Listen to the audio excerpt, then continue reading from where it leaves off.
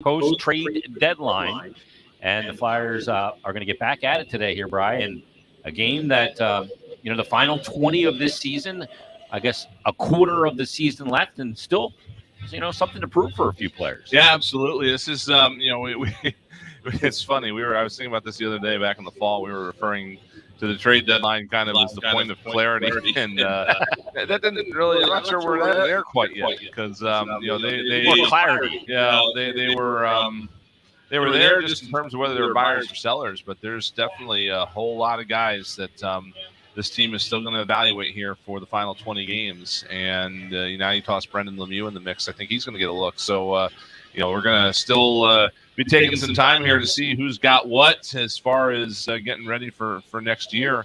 And, once the Flyers are done, they're just probably going to have to wait a couple months before anything starts moving right ahead of the draft. Some important hockey yet to be played for a bunch of guys on this roster.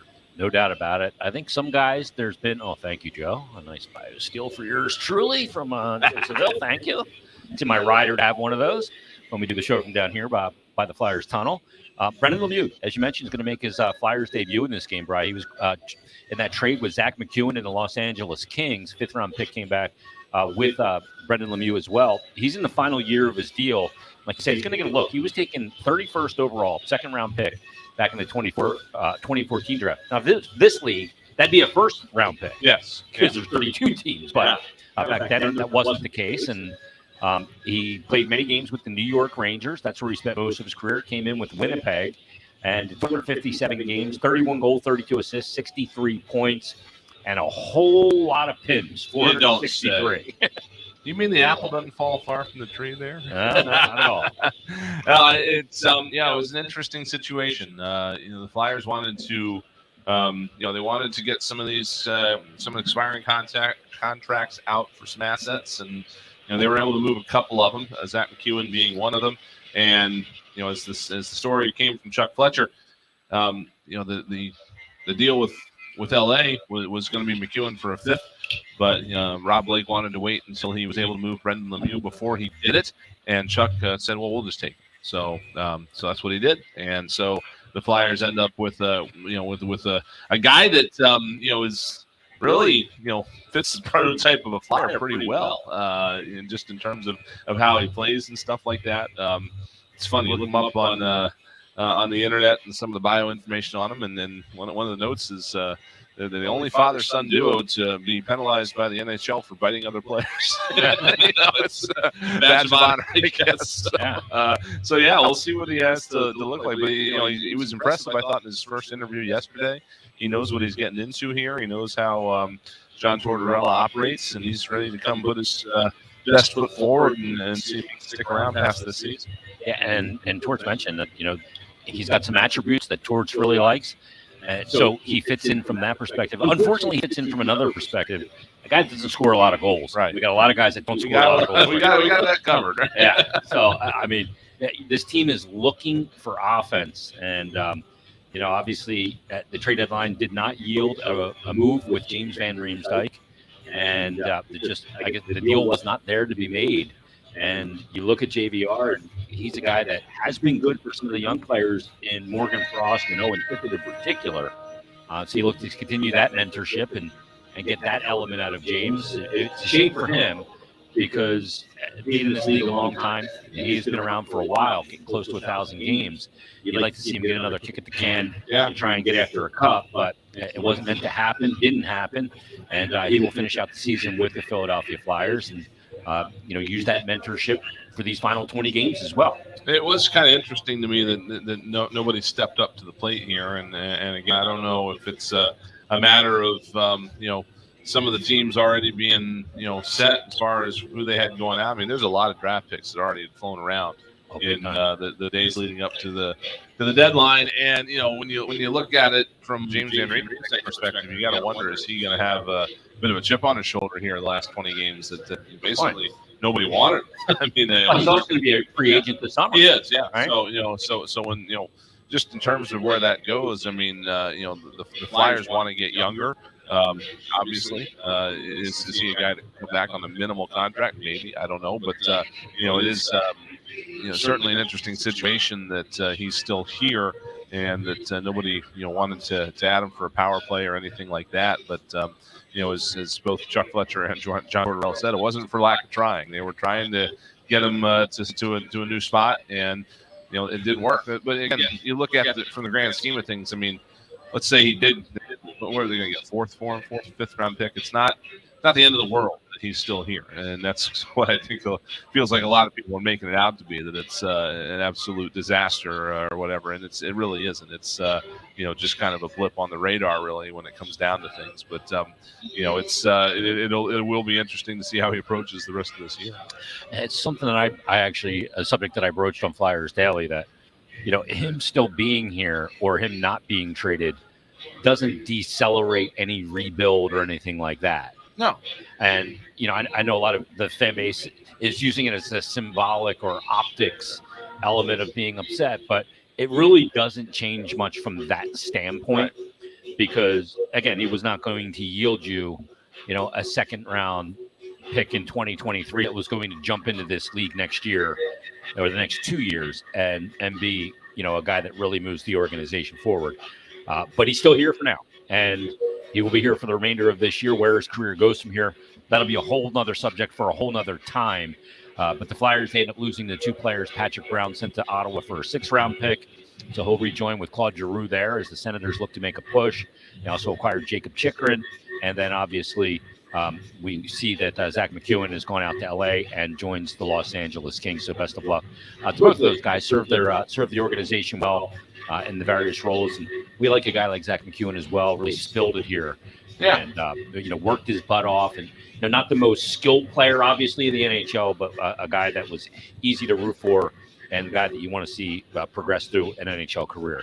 So it's the Flyers and the Red Wings tonight. One of the team that the Flyers were rumored to be dealing James Van Riemsdyk to, where it kind of fell apart at the end because another move was contingent, was the Detroit Red Wings, and James would have just had to swap locker rooms essentially.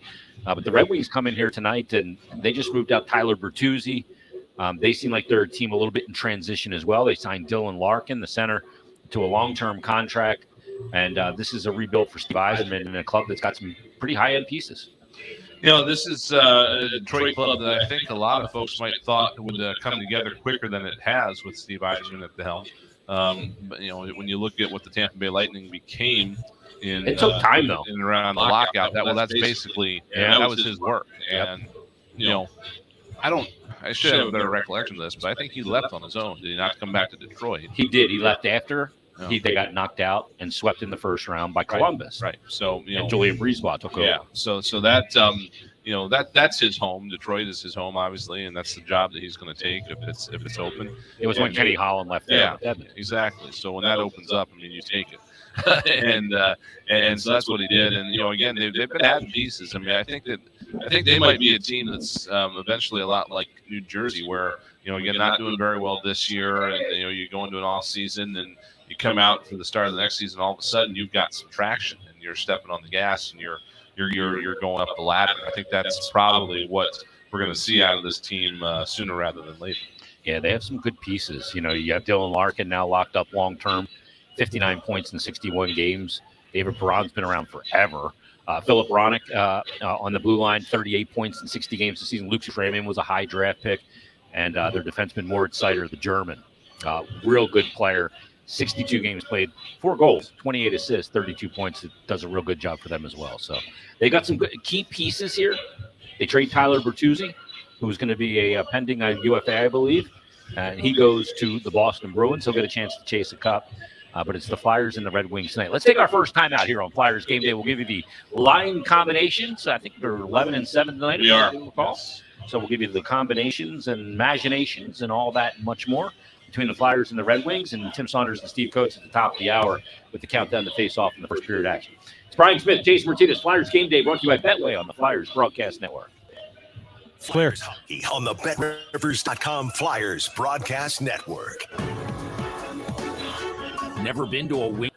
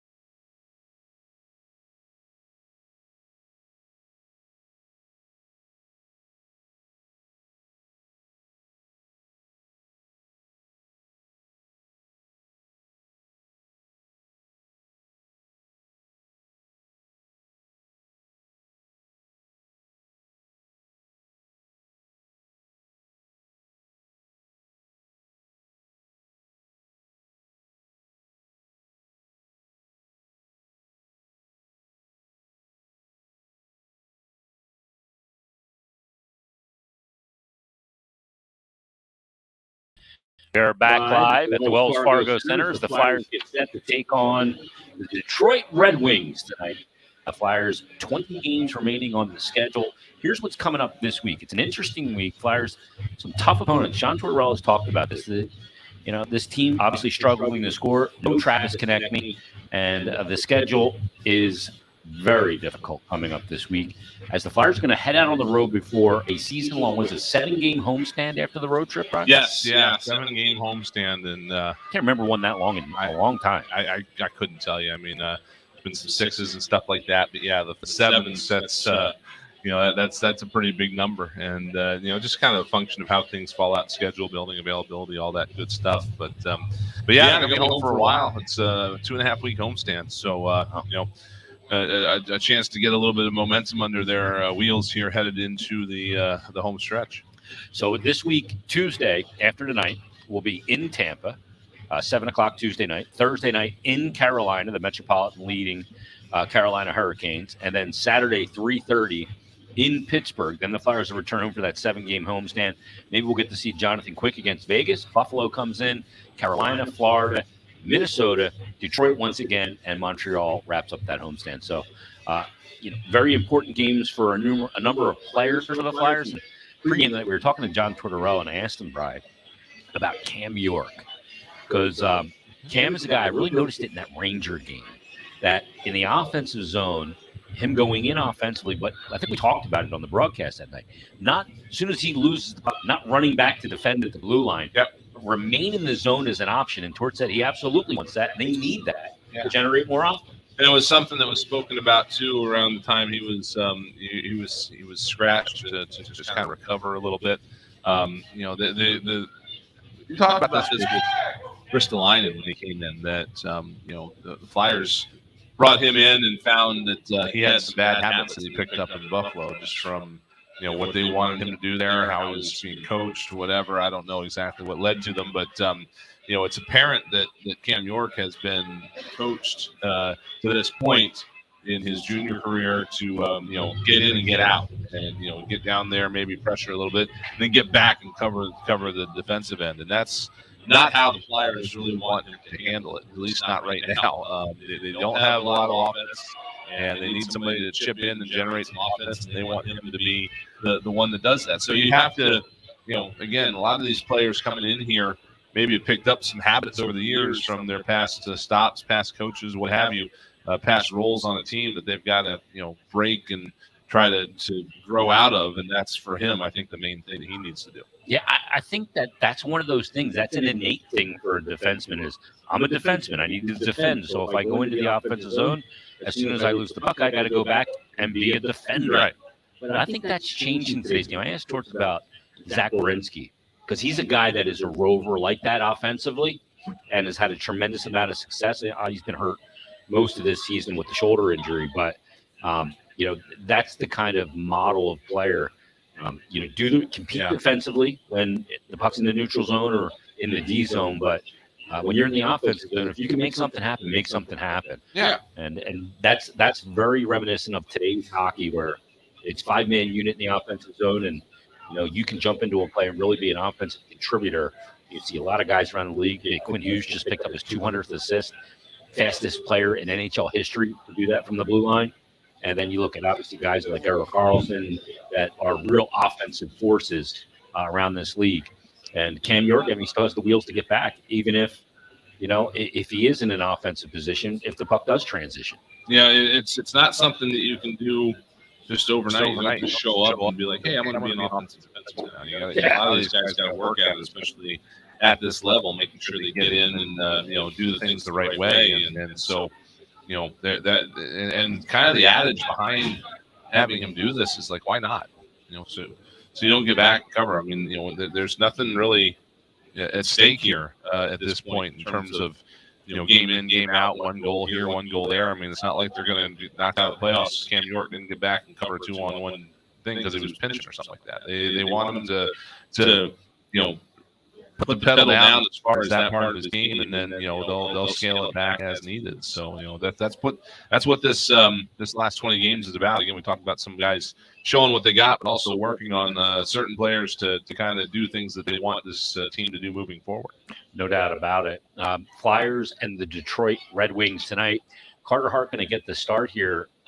Looking at this schedule this week, I'm just kind of trying to go over what the goalie rotation could be. There is no back-to-backs, so there's no obvious, hole to go to the backup goaltender, in this case, Felix Sandstrom, because Sam Ersson was sent back down.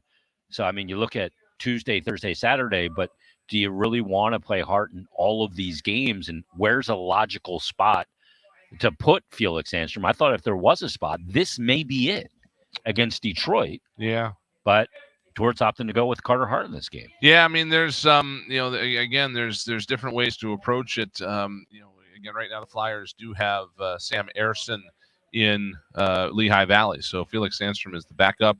It seems like Torts is a little less concerned with Sandstrom getting some playing time than they would be with Ersson, but they might pick spot here where it's just like, all right, we're going to go with him here. But you're right. There's not a lot of places coming up where it's obvious that they would do it that way. Well, maybe March 17th against Buffalo. Yeah, I mean that's going to be and that's going to be a tricky back-to-back, and I need to do some sniffing around as to why that's happening the way it is. But the Flyers play Buffalo at 7:00 on Friday night, 17th. 22 hours later, they come back at 5:00 the next day against Carolina. So that's probably going to be certainly an opportunity to split everybody up and get both guys in there on that that particular back-to-back. But leading up into that, I mean, again, there's no back-to-backs on the road trip. Then the Flyers have 2 days off before the homestand starts, and then from there they're just probably going to be able to pick and choose where they get them in. There's another back-to-back involving Buffalo the 1st and 2nd of April, but prior to that, if you want to get them in another game, you're just going to have to pick and choose whether, okay, you got Detroit and Montreal coming up, kind of back-to-back there in the last week of March.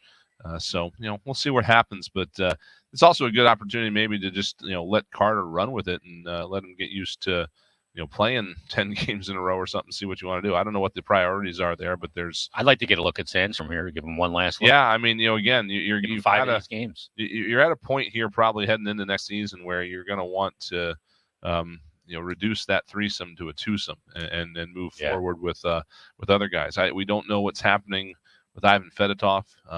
We don't know what his situation is. He may still be over at some point. But again, you want to, eventually get to a point where you've got, you've got your set one, your set two, and then go from there. Yeah, certainly a lot of uncertainty around Fedotov. You look at that game on the 17th and 18th, the back-to-back for the Flyers, St. Patty's Day and the Bloody Mary Day after. You go, wow, that's 22-hour turnaround from start to start. Well, concerned about Coetzee for that back-to-back. Well, he's getting a hotel that night. Yeah. The thing is Carolina is actually in the same situation, except for they're coming from Toronto. Ooh. 7:00 game in Toronto the night before. Slow night in customs probably with St. Patty's Day. And then they're coming in to play the Flyers at 5:00 on the 18th. So I don't know why that game is early, but I'm sure there's a reason for it. Yeah. But, who knows? It's again a big dance in this league in terms of scheduling and cities and stuff like that. Where everybody's going, so it's not up to us. But I know we've got lacrosse that day too at 11, so that's going to be a fun weekend. And I don't know why everything's so early that day. It's very bizarre. Yep. All right, let's take our last time out here on Flyers Game Day, brought to you by Betway. We're taking you right up to Flyers Red Wings here tonight at Wells Fargo Center. The countdown to face-off and first period action with Tim Saunders and Steve Coates at the top of the hour. We're back after this on the Flyers Broadcast Network.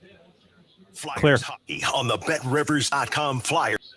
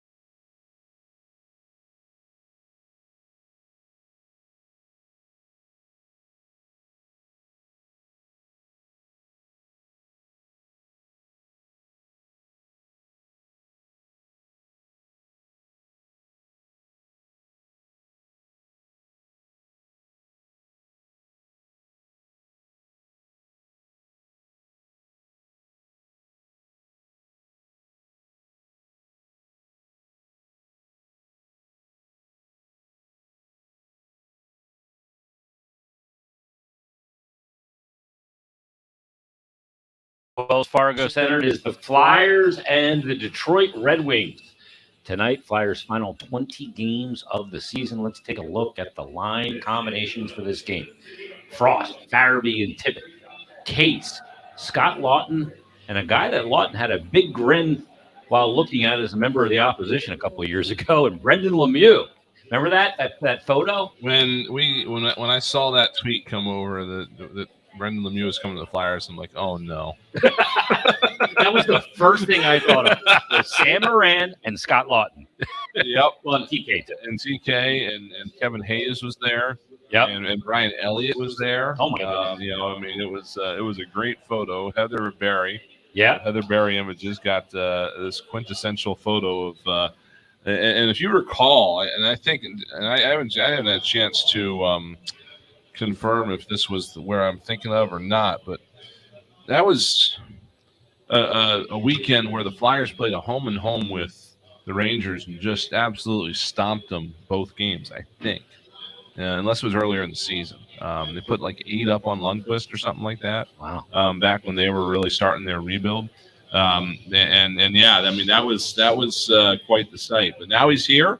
He's good friends with Tony D'Angelo, and I'm sure that whole thing will be water under the bridge they'll laugh about. Oh, no doubt. And he's probably got money on the board because of it. Flyers third line, Kevin Hayes, James Van Riemsdyk, and Wade Allison. And then since they're running 11-7, Delarier and Lazinski are the other two wingers, and they'll rotate all kinds of combinations in there tonight. Kevin Hayes back in the middle, though, and Tanner Lazinski gets back in the lineup for the first time in what's been a while. He's been plagued by injury, Brian, for so much of his career, even going back to college, and he gets back in. I had a chance to talk to him last week at practice, and he's looking forward to getting back in and continuing his career. But he's got to be good. You got to be careful when you come back right away too, not to try and go out there and just too much. Right. Yeah. Get back at it. Exactly. You don't want to jump in there and just do what you're good at. You don't have to you don't have to go in and prove everything right the first time. First time on the ice. Just ease right back in, and I'm sure it's hard when you're out that long to kind of rest and just not be too eager to get back into the lineup and do too much. But just ease yourself in. There's no reason to push it, and eventually everything's gonna start coming back. It's timing and stuff. You're gonna need time to get all that back, and it'll be a struggle for him at first, I'm sure, but it'll be back to normal before he knows it. Tanner Lazinski's played 25 NHL games, 2 goals, 2 assists in that time. And he can play a little bit of center as well, so that gives him a little more versatility there, take some face-offs. The D pairs +1, Sanheim and Ristolainen together. Provorov and York. York rather be on the right side once again. Sealer and D'Angelo, and Justin Braun in as well. And as you mentioned before, it'll be Carter Hart. Kiefer Bellows did take warm-ups, but he is scratching the game. And the Flyers will get back at it here today against the Detroit Red Wings. And, I doubt we'll see Braun on the wing tonight. But I guess if a forward goes down, then maybe you see him move up. Yeah, absolutely. Why not? It seems like we're expecting everybody to kind of be a little bit everywhere tonight. So, I think we might be seeing that more often than not here over the final 20. Again, they're looking at guys in certain situations and stuff like that. And, they're looking for the work ethic. They're looking for guys to respond to situations appropriately, no matter what those situations might be. And so, I think the lineup is going to change probably accordingly as we go forth with that. No doubt about it. Flyers, Red Wings at Wells Fargo Center. Flyers 3 games on the road this week. They'll come home for a 7-game homestand. That'll take us halfway through the final 20 games of the season. And Carter Hart gets the start against the Detroit Red Wings tonight. When you look at Detroit and you look at the rebuild, they had the 25 straight years of making the playoffs. And at the end, it became about keeping the streak alive, and maybe to their detriment a little bit. They've certainly gone into rebuild mode, and they've got some pieces there. They need more pieces. They were a team that, I think it was the year they picked up Lucas Raymond in the draft. They were the worst team in the league by far, and they wanted that number 1 overall pick. They didn't end up with it. They did get a good number in Raymond. Which goes to show you that, even if you don't win the lottery as a team, like Colorado, who had the worst record in 2017, but ended up with pretty good player in Kevin Carr. Mm-hmm. That sometimes you can get, you maybe even be better off like 27. Yeah, I mean, and again, that's the prime example as for to me why I as to don't why you really don't worry really too much worry about tanking. Detroit was the worst team by 40 points that year, and they did not get any of the percentage. That's insane. But the foundation that they had, the reason they made the playoffs 25 years in a row is because that team drafted perhaps to me better than any other team in NHL history. You go down their draft history, and year after year, you've got multiple guys that played hundreds of games in the NHL. You go back to 2002, Jonathan Ericsson, ninth round pick. We don't even have a ninth round anymore. They had somebody in Sweden that found this guy. They picked him 291st overall, and he played 680 games in his career. You go down there, his Datsyuk was a sixth-round pick. So all these guys, Thomas Holmstrom, remember him? Oh, yeah. 1,026 games. He was a 10th round pick out of Sweden. So they had all these guys that pulled out. These Swedes, so that's kind of thing the Flyers. Lidstrom, That's why they did it for 25 years, and that's where the Flyers need to start looking at is the draft and go from there. Yeah, they've always been good with the Swede. I mean, Lidstrom. Oh, what an animal he was. Yeah, great player. All right, Flyers in Detroit here at Wells Fargo Center. Stay tuned. Tim Saunders, Steve Coates, they've got the countdown to face-off, and that'll be followed by all the first period action. Final 20 games of the season. Countdown starts tonight. Stay tuned. You've been listening to Flyers Game Day, brought to you by Betway on the Flyers Broadcast Network. Brian Jason, your